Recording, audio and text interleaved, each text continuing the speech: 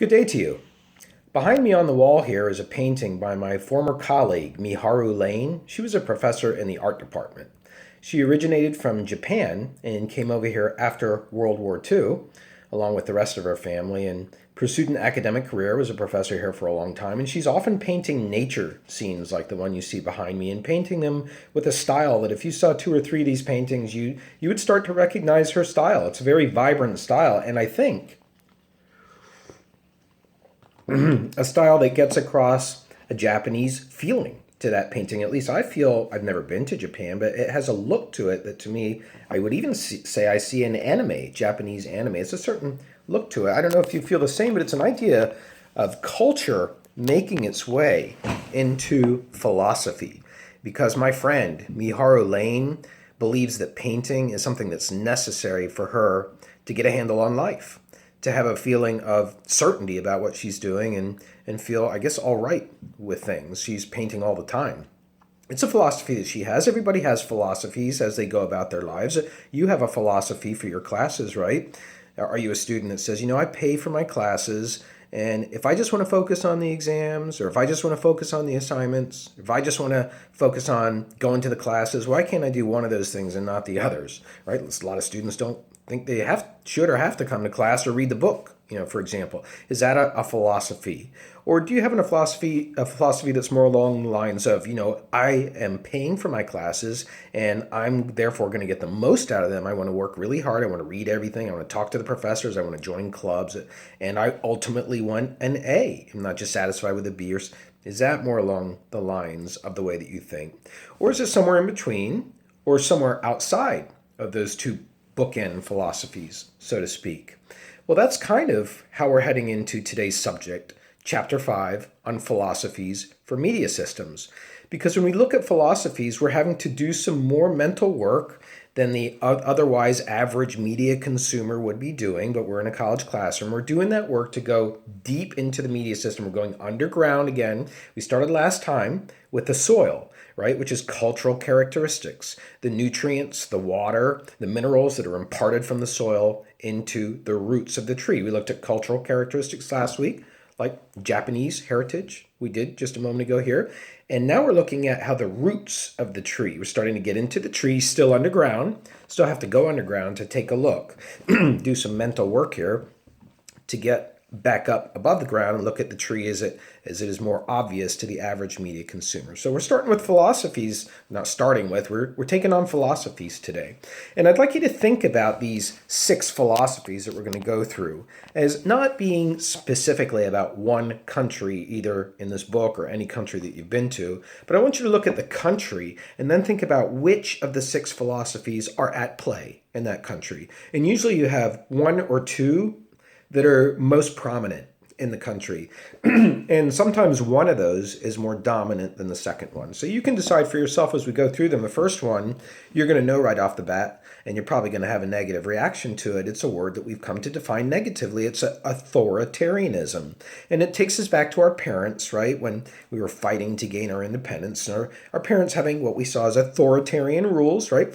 They have the curfew on us. They tell us what we have to eat at dinner in some cases. They tell us when we can use our vehicle, what our chores are around the house, who we can hang out with in some cases. And we resent that. It's part of the breaking away process. But think about the reasoning behind authoritarianism. It, in its ultimate pure form, is that parents have your best interest in mind. I mean, who else in this world? Sometimes you don't even, at least as a teenager or a youngster, have your own best interest in mind with some of your decisions that your parents do. So they get to do those things. Plus they have wisdom, right? So these things are the same things that are operating in modern day. It's not necessarily modern day, although authoritarianism is still in media systems, but authoritarianism as a philosophy grew up in very early history. It grew up in ancient Greece. And those things that I mentioned about parents applied in ancient Greece. Specifically, Plato was writing about authoritarianism, and then authoritarianism later on was re-energized by Machiavelli, who, I don't know if you know, philosopher from Italy, philosopher, dictator from Italy, and he also wrote about authoritarianism, resurrecting it, and it became the way that Germany was described as well during World War II. Authoritarianism basically says that there is a leader of a country. That's the way that Plato would have talked about it, or a ruler, as more modern day authoritarians would speak of it, a ruler who deserves obedience because the ruler is all knowing. In fact, in many authoritarian societies, the ruler also had a deification to them. They also had a direct connection to a god. And so the ruler knew all, or was the god itself, or had a direct connection to God in many authoritarian countries. And so in these countries, we find the rules that are growing up about media to be very, very strict. And there are legitimate reasons for having the rules that I'm going to mention in a moment in place. Most of the countries that have authoritarian regimes today, we would consider North Korea to be an authoritarian regime. We would consider Cuba to be an authoritarian regime. We even use that word regime to make it different from a democratic regime. But you can find authoritarian elements in our media system. For example, I got to mention one right now. If you say the word fuck on the air in radio, you are liable for a $330,000 fine, even though you can hear that word in the grocery store, even though you can hear that word on cable television, even though you can hear that word in lots of other circumstances across American society. Not that it's a healthy word to be using, but you hear it. But do it on radio, $330,000 fine. Do it repeatedly, radio station loses its license. Some would say that's authoritarian. At any rate, authoritarian regimes, authoritarian countries, the reasons that they tend to be authoritarian is because they are vulnerable. They're vulnerable to surrounding countries. Either they're hostile to them, or they're vulnerable to rifts within their own country. Like the U.S. had a civil war, right? That was a rift within our country. Same things happen. You have ethnic rifts, religious rifts. You have rifts between sides of of countries where one side is very wealthy because of oil, another side is desert, and it is not. You know, when a country perceives that it's always on the verge of falling or being invaded, you have authoritarian rules in place. And so you have things like a decree, which comes down from the ruler, which says, here's a new rule. Media have to follow it. Or you have a legislative process that's initiated by a ruler. And a lot of times, sacred religious text is cited as part of the law. That's the way it's done in Lebanon for some media regulations. Media are privately owned.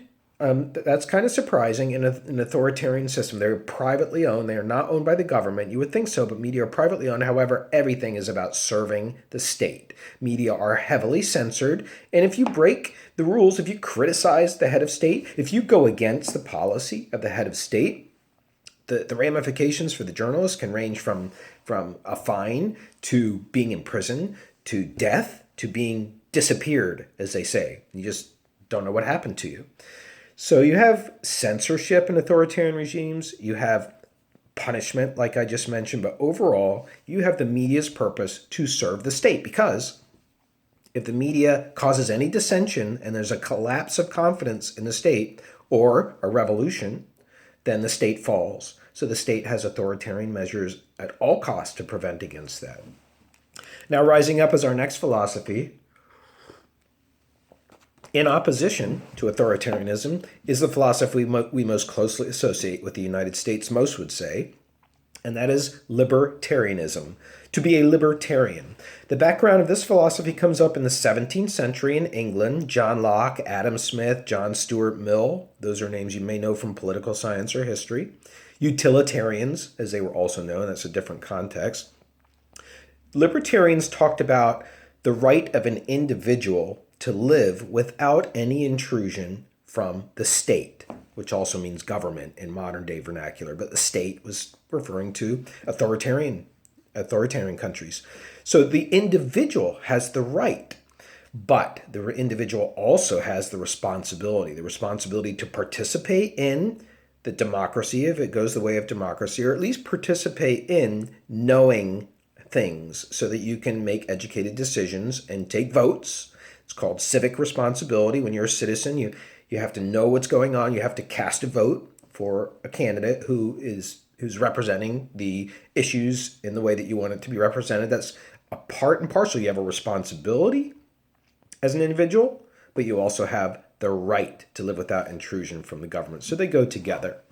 And so the proper role of the state in a libertarian society, a society with a libertarian philosophy, is to not intrude, right? It's to stay on the sidelines. It's like a referee, sort of, not really. We'll use that. Sorry, I want to stay back that metaphor and use it for another philosophy that we'll be coming to. But it's to basically stay out of the business, and that term is even used. So in fact, in many libertarian countries like ours, based somewhat in libertarianism, the media are privately owned, which means that they're allowed to make profit, which means that they are money making. And nowhere do you find that more so than in the United States to have money making media. That has a lot to do with the content and everything else in the American media system. We'll be pointing that out throughout the class.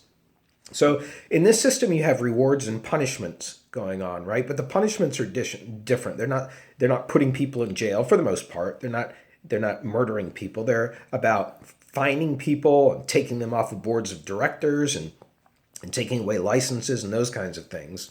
But the rewards are to accumulate a large profit, a lot of capital, wealth, and power, if you want to look at it that way. So a libertarian system allows for media to operate in a capitalistic framework. They don't necessarily go together, but often they fit very well together. At least they do in our country. We have libertarianism as a philosophy and capitalism as the economic system. Again, that's a subject for a whole other class in sociology or economics. Let's go on to the third philosophy. Now, the third philosophy is a reaction also to authoritarianism and to libertarianism, and it's communism. Communism, if there's a word that has more negative connotations to it than authoritarianism, it's communism. I mean, our automatic hatred of communism is so deep that we will not even associate with a person who is a, quote, communist. I ask yourself, can you count on one finger the number of communists you know right now? Probably it's a big zero. That's true for most of you. I know it is, because our society is so monolithically against the concept of communism. And so in this section, it's incumbent upon me, given the fact that there are, as a professor, given the fact that there are countries with this system, and I've been to one of them, China, and experienced it, that we need to at least be informed about some things that communism does that we do not come through our media system because they're screened out, because they're, I guess you would call them, good news. So with communism, it's based in the 17th and 18th centuries. And if you know anything about that time period in history, you know industrialization was going on. There were a lot of factories being built and people moving to the cities and working in really, really tough jobs, working for 12 hours a day, kids working around dangerous equipment with bad electricity for low wages, making the money and then buying your stuff at a company store and not having any money left over to do anything. Being in this kind of a cycle. Now that describes a particularly dark version of industrialization, but it was definitely a main feature of that era. And so in opposition to this, communism rose up, and it grew out of a concern for the exploitation of workers, exploitation of them by people who own the means of production. That's the way they were referred to, the owners of the means of the production, the owners of the factories, right? And so communism attempts to avoid the population getting sucked further into materialistic tastes, because materialistic tastes, having to own things rather than enjoying life, rather than improving yourself, having to have a car, having to have a second home, having to own electronics, having to own designer clothing, having to own cosmetics. I can go on and on. Things that's seen as part and parcel of a corrupting system that ultimately ends up in society being segmented, and the people who are the workers, the proletariat as they were referred to, those people being abused. Now, you can look at it today. You can say, you know what, there's still some of those conditions today, like minimum wage workers, right? Those people are kind of stuck. And sometimes businesses are located where there's nowhere else to shop. So you work at your business and then you go next door and you spend your money on your lunch. And, you know, I guess you can decide for yourself whether you think that's the case or not. But in communism, it's also a very strict system about content that gets out, because the philosophy of communism says that there is only one legitimate political party, and that is communism. There is no second, third party, so why even have an election? Communism is about equalizing in society. It's about equalizing the economics of people's situation, but it's about elevating their tastes. And this is the part that comes through in China's media system. We'll find out later on.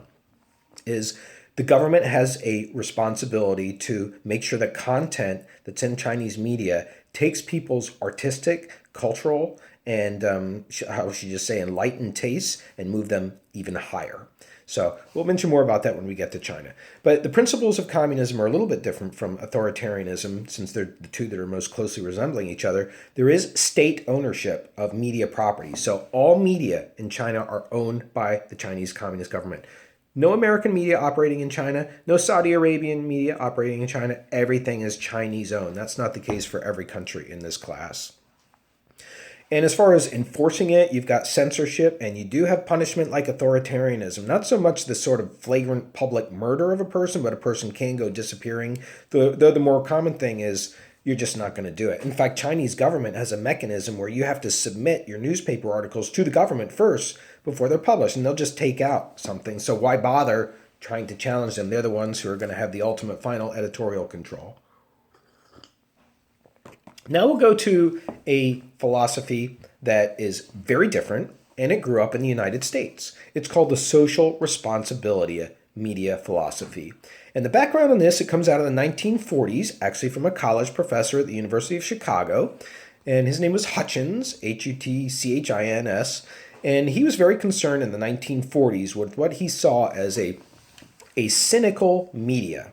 1940s, World War II, right? If you went to see a film in the 1940s in the movie theater, quite likely there would be a trailer before the film starts that is around the theme of "Kill a Jap today." Kill a Jap today. Yeah, my friend's ancestry. That's who they would be talking about here. Kill a Jap today. Of course, we were at war with Japan. Japan had bombed us first. They were the first aggressors. So, that's going to have a lot of mixed feelings going along with it.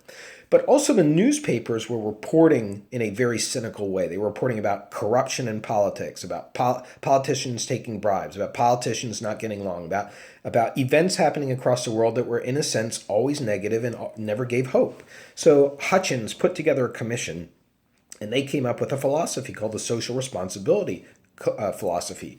And they wanted to try and combat the negativity in the press. It was very idealistic philosophy, but they didn't want government being the one who's going to enforce it and get heavy-handed, right? So in social responsibility, the idea is that the government is a referee. Now I'm bringing back that metaphor as a referee. Like, you only get involved when there is a penalty that needs to be put in place because one of the two teams is doing something that's unfair according to the agreed upon rules.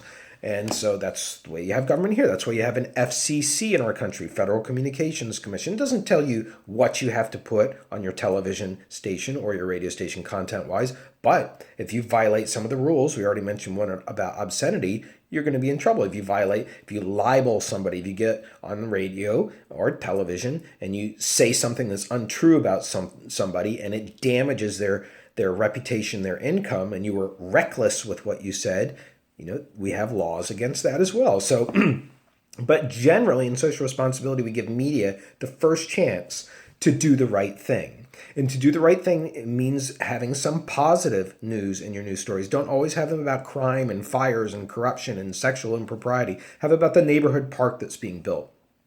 Also, under social responsibility, there should be some attempt to get a balance to the stories. Don't just report one side. In fact, try and look at it as having many sides, whatever the issue, even something like abortion. There are many sides to that. That's all part of social responsibility, the social responsibility philosophy.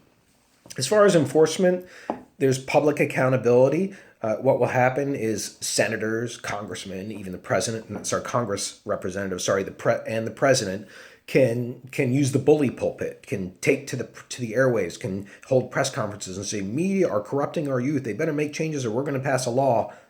And then the media are supposed to comply because they don't want that to happen. It's kind of describing our country, right? So social responsibility and libertarianism are the two philosophies that I say, for the most part, are going on in the United States. You decide for yourself. Now let's go to the last two philosophies. These ones are smaller. They're newer. Therefore, they're not as developed. The first one is actually called developmental philosophy. The background of this philosophy is coming out of those countries that are developing countries. If you use the term third world to describe a country, you're out of date. You're also being, I know you probably don't realize it, insulting.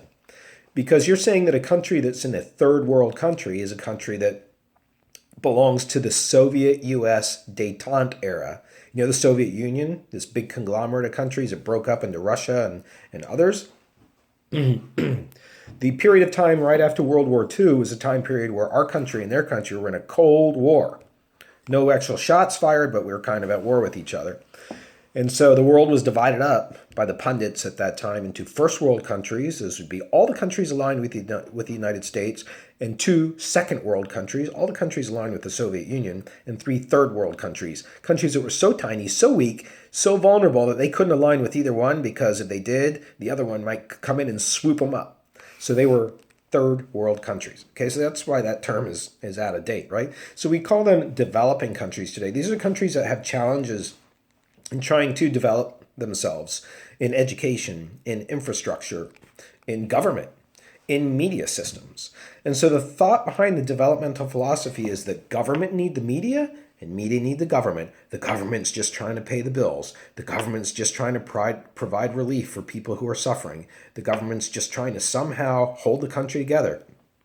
Media are just trying to get started. Media are trying to find people who have been trained well enough to run a radio news program, let alone a whole station. Media are trying to find an audience of people who can read or write or who even have televisions. So they need each other. So media are supposed to cover the government fairly, not be too cynical, and help get information out about new roads being built, for example. Government is supposed to give media access. Don't hide financial information in particular. Give access and give resources to media. Allow media to put newspapers on a train that a government agency hires to run so that they can be delivered. Subsidize media that way. Perhaps even subsidize them financially with grants, whatever. So the developmental system is itself just developing.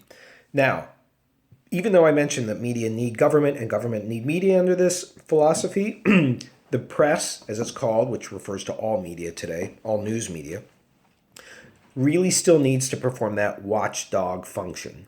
Making sure the government is not abusing all that oil money that's suddenly coming in, not making deals because some representative has some kind of financial interest in a company and so they're buying products from that company. That's the thing that media have to be able to do in a country that has a developing media philosophy in order for that country to hold together.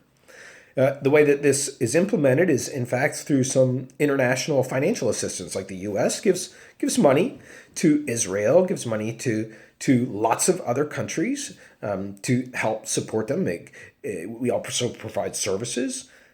We provide also sometimes in our military, when we're occupying, we provide services through the military and English education classes, whatnot. So international assistance is needed by those countries. Now we go to the final philosophy. And the final philosophy has a lot of seeds in the United States. I'm not sure if it can really become the philosophy that is going to be predominant. My